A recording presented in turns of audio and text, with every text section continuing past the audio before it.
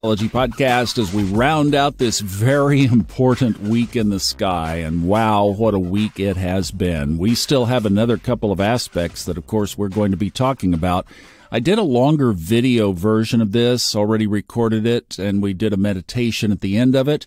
So if you want to see it, there you go. Everything we're going to talk about today here will be there, but I know a lot of you listen on the go or while you're getting ready in the morning, so we're going to do it all again right here. Now, let's set the theme, because as I was recording the video, this became so very clear. Everything we're going to talk about here is about you reevaluate, and I say that because of the sun. I'm not pointing a finger, not wagging a finger at anybody here. What I'm saying is the sun is at the hub of this, and this is about you. This is about your essence, reevaluating and reassessing and coming to grips with and doing karmic business with the things that you love and value. So if you keep that in mind as we unpack all of this, I think it will really help as you frame up what's going on here. Let's take this mostly in chronological order. There's one aspect today, and it's almost at midnight tonight, so we're applying to this all day long. We've been baking in this one all week, and we're going to continue to bake in it even after it passes over, because it really is just separating 1 degree at a time, and that is the sun opposes Pluto. See what I mean? So this is all about you in the business of transformation. Pluto, death and rebirth. Pluto, the symbolism of the caterpillar turning into the butterfly. Death and rebirth. An opposition, not a conjunction, not a trine, not a sextile. An opposition, a struggle, a challenge, something you don't want to let go of. Or there's tension in the release. There's an opposition. There's a force working against you, the sun. And this is where we have to stay on our highest timelines, because as we work through that tension of whatever it is that's pulling on us, then we finally have the breakthrough. We can overcome. We're given all the tools. But just know that there could be some real tension around this. Now, the other thing that is happening tomorrow, now we're going to segue into tomorrow, because this is really the big show of the weekend. Very early in the morning at 1:13 Eastern Time, the sun squares the nodes. You're thinking, isn't that a moon wobble, Thomas? Yes, it is the peak of the moon wobble. Haven't talked about it here because there really hasn't been anything going on, quote unquote, but maybe there has in your life. So think about that, the point where the sun squares or conjoins the nodes, and then you back up a couple of weeks. So what's been going on in your life the last 2 to 3 weeks? So yes, you could reevaluate that, and maybe there's a little bit of that element in there. That's just a little subtlety that we hadn't been mentioning, but bring it up now. So what do we have otherwise? Well, here again, you're on your karmic path.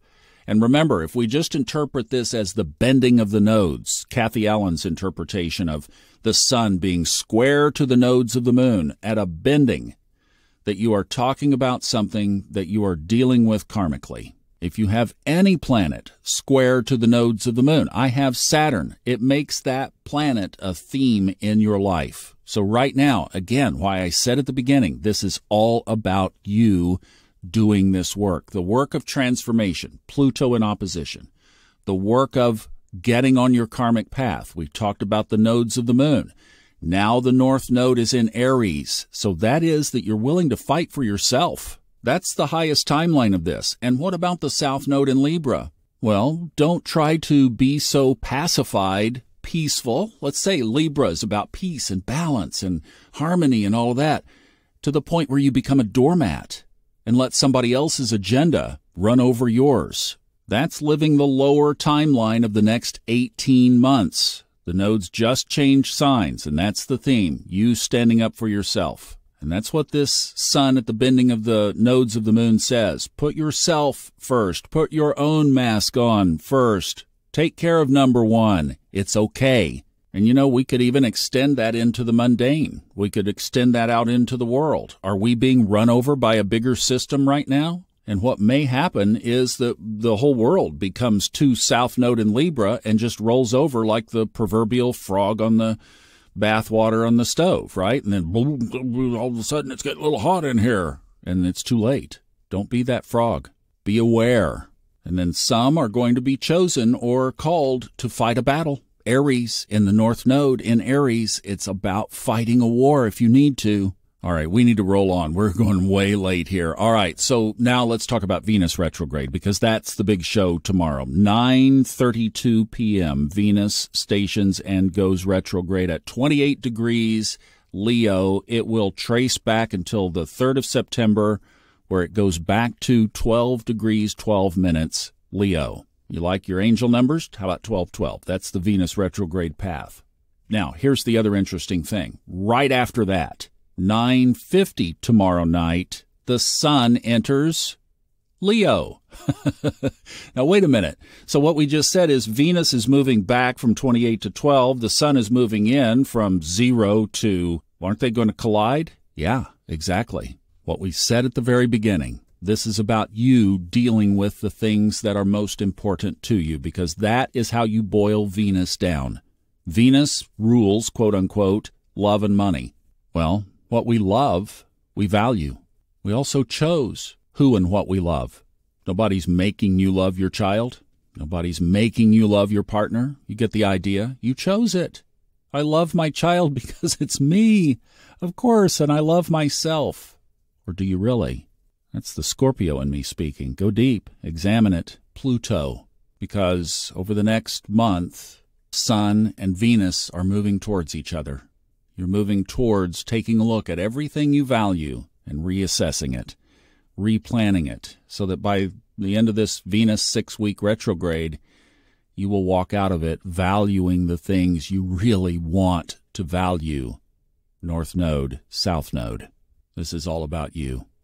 Let's do a little meditation here so that we can lock this in. This is so important. And there's a lot of conflict in this chart. We've talked about the odds. We've talked about all these oppositions, Mars and Saturn across from each other. My goodness, this chart is loaded with conflict.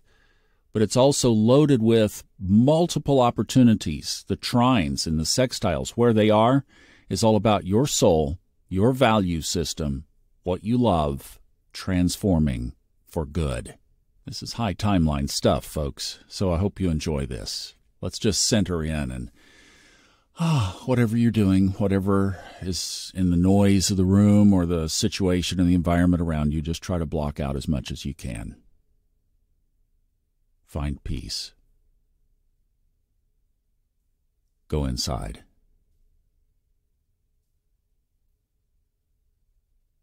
Scan your chakras, right from the top of your head to the base or root of your pelvic bone. Where is the energy for you right now?